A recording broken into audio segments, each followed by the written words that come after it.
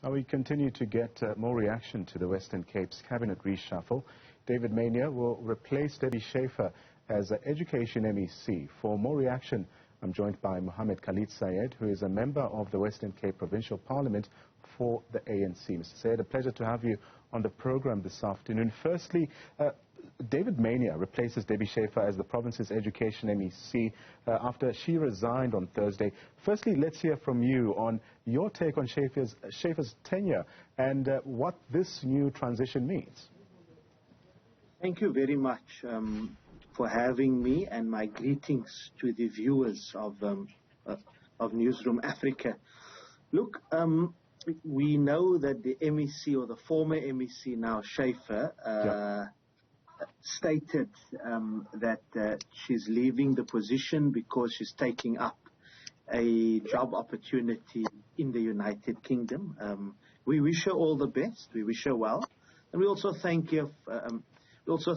For her years in the public service. But as you would all know, and in particular this platform, you would know that our relationship at the level of oversight in terms of the role I've been playing has been one, to say the least, very, very robust and sharply robust in nature, where we've raised a variety of issues. Unplaced learners, inequality in our education system. There's a variety of issues of maladministration and corruption at schools and in the department that still needs to be picked up. So the legacy, as far as I'm concerned, and as far as the ANC in the province is concerned, is not a good one. We called consistently for the Premier to relieve the MEC of her responsibilities. We're not saying that there were not times when we've agreed and when we've raised issues and she actually did implement. That did happen, yes. But overall, the legacy is not a good one, particularly if we look at the state of education in as far as poor and working class communities in the Western Cape is concerned. So we are positive about the change, generally positive. With the mere fact that there is a change. However, we need to be very, very cautious, I think. Firstly, the Premier yet again, I mean, even if I look at Helen Zeller's time when Donald Grant was the MEC, this Premier has yet again put somebody in this important position of education who I believe does not have an understanding of the issues of education on the ground. If I look at the background, he will have to learn, but he's not somebody coming from an education activist space, for example.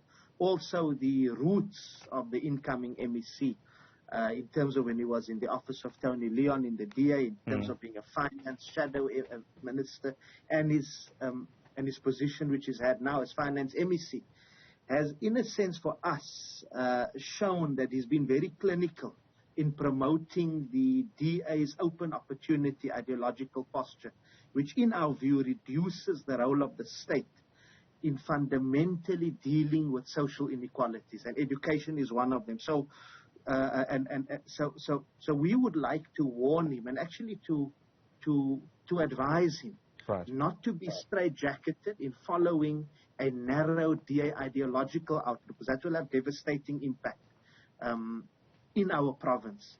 But we are also saying, and this for me is a bit of the positive element, I'm also saying that given his background in Treasury, he's got experience in terms of understanding how Treasury works and how finance works.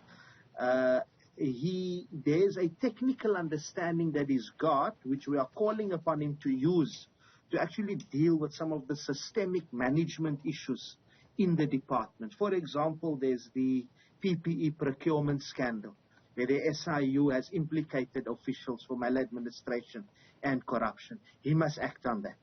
Issues, for example, surrounding principals at the Golden Grove Primary, at the Grove Primary.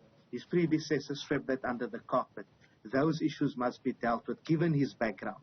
We also want him to deal decisively with the issue of learners. Every year, the issue of unplaced learners and the overcrowding of our schools in poor and working class communities. He must actually engage former Model C schools to consider increasing their classroom capacity. Those are the kind of ideas. But we are saying also that we are not all negative, because he's been my colleague, for example, in the legislature since May 2019.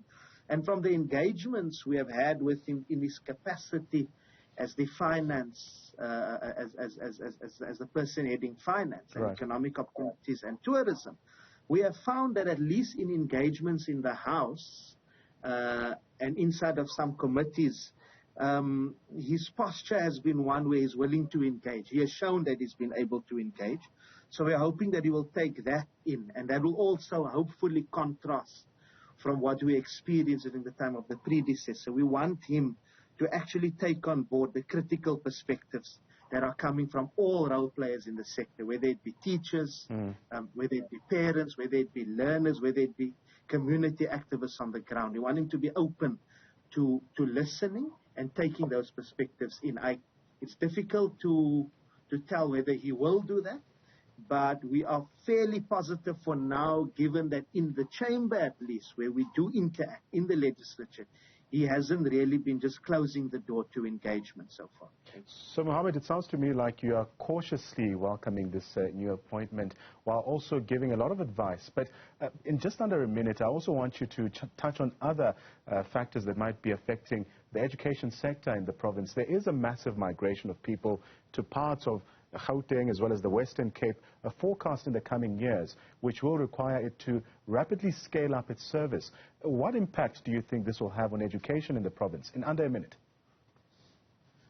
The impact that it will have on education in the province, I would argue, is not a devastating impact, because it's been happening all the time. Yeah. Gauteng, with all its challenges, has been able to cope.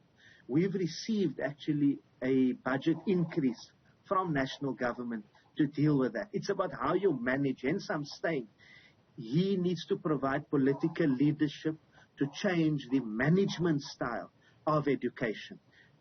So where, even though there may be place in certain schools, there may be a budget to build new schools, the kind of management, the manner in which they plan needs to be done differently. The manner in which you also deal with the issue of placement of learners, recruitment, the system of registering learners, they need to be dynamic and not stuck in a particular linear bureaucratic approach. Then you'll be able to deal with that, because people can move from province to province. And that's something that you have to always plan for. These are economic hubs, the Western Cape and Gauteng. Well, Muhammad, thank you very much for your time. That was Muhammad Khalid Sayed, a member of the Western Cape Provincial Parliament for the ANC.